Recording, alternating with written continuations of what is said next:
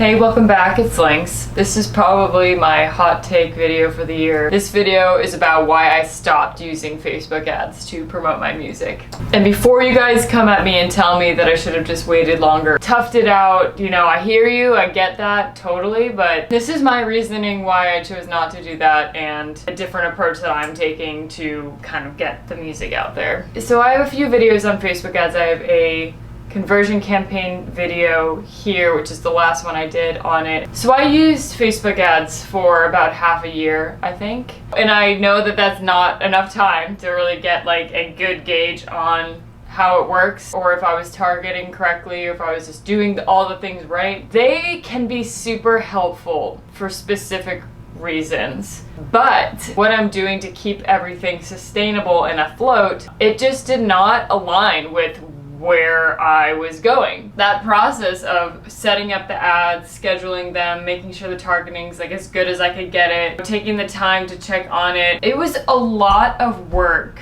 to put into something that you didn't know was going to work. And that's the whole point of them, right? You must experiment when you're doing Facebook ads. You have to try a ton of stuff out before you figure out what is going to work for you specifically. And even then, there's probably a better way, but you will never know that until you just trudge through the mud and like work at it for a long time. So for me specifically, and for the time I did it for, and the amount of work I put into it, the results I was getting was just simply not doing it for me. And this probably means that there was a better targeting option I could have done. There was a lot that I could have improved upon in terms of like the ads themselves, the marketing, all of that. I found myself just slaving away at creating ads, so much so that it really took away from, you know, making the music itself, engaging with the people that listen to me, making the YouTube videos, producing the music, singing the music, writing the music. Like, I'm already doing a lot of things. It got a little tough.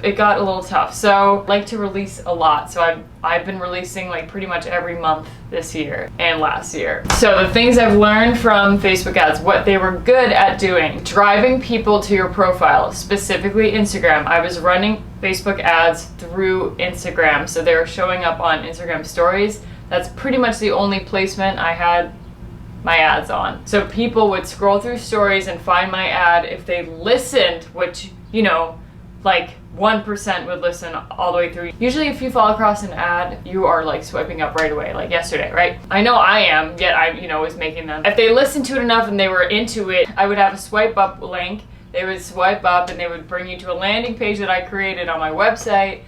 And then from there you could go to Apple Music or Spotify and check the song out. When I was doing this, I noticed a very large increase of Instagram engagement. And I got a lot of new followers very quickly. The followers have stayed around, but the engagement has severely dropped off because I'm not using them anymore, and I have not been using them for a while. The second you stop using the ads, the engagement just drops like significantly, even though you may get like a bunch of new followers, because there aren't new people actively getting shown your profile. There's just simply less engagement than what I was getting before when I was using the ads. The results of engagement were very temporary. Just be aware, Instagram is the only place where I saw any major engagement. I did see some on YouTube as well, but not nearly as much as it was on Instagram. Pretty much those were the only two. When it comes to streams, which was the whole point, was to get people to stream your stuff,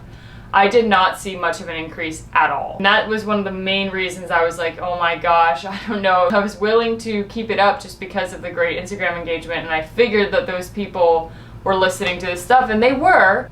Not for what I was paying for, alright? I was paying a lot of money to get my songs out there, and I'm just not sure that the results were really getting there. There's been a lot of like iOS updates too since I've been doing it, and it just like setting them up has gotten more and more complicated. I feel there's a lot of ebb and flow. Like you have to switch things around a lot in order to like keep targeting people, etc., etc. And it just got to a point where I simply refused to keep up with it because it was driving me nuts. First of all, it was a major stressor for me. You need to set the ads up right when the song comes out. You need to do this at this time, all of this stuff, and it's It was really exhausting. If you are willing to test things out and willing to spend a lot of money on something that you're unsure about, like I clearly was for a while, I would say, you know, try them out and see if like maybe your targeting goes better than mine did. I think a lot of it has to do with the music itself too, your pages, like your Instagram page. If you're targeting the people that will actually like your stuff, if you're releasing music that's a similar genre each time, I keep releasing music that is in different genres. I do this purposefully, but for marketing reasons. There's a lot that doesn't go very well with that, but that's a choice I'm actively pursuing. It's just very expensive for something that you're just simply, you know, throwing shit at a wall and hoping that sticks, and like that's not knowing, like literally just being clueless and like checking your results that may or may not be true. When I was using a traffic campaign, a lot of these clicks, like, you know, it would show you how many people are clicking on your link, on your ad.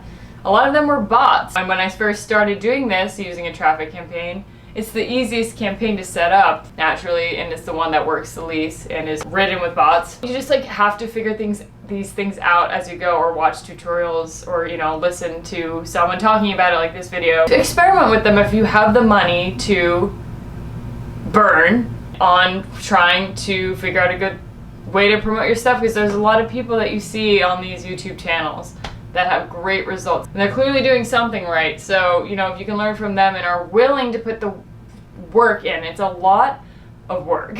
I'm not gonna discourage you from trying it out. I think it's a very good way to get some engagement, but just know that you're gonna have to be in it and for the long run to know if your results are actually like worth the money you're spending, and not just the money, like the time and energy you're spending on learning this algorithm. To each their own, but what I'm saying is that for me personally, just the amount of work with everything else I'm trying to do did not add up. Now I'm just kind of experimenting a lot with just seeing my reach on YouTube and Instagram and just trying to get the songs listened to by my own organic audience, and I have a YouTube video on owning your audience that you can check out here that kind of goes more into that. I am releasing a Be There remix that I did with my collaborator Carver. That will be up July 16th, so definitely stay tuned for that. It's a synth pop version of Be There, so it's fun. It's a good time.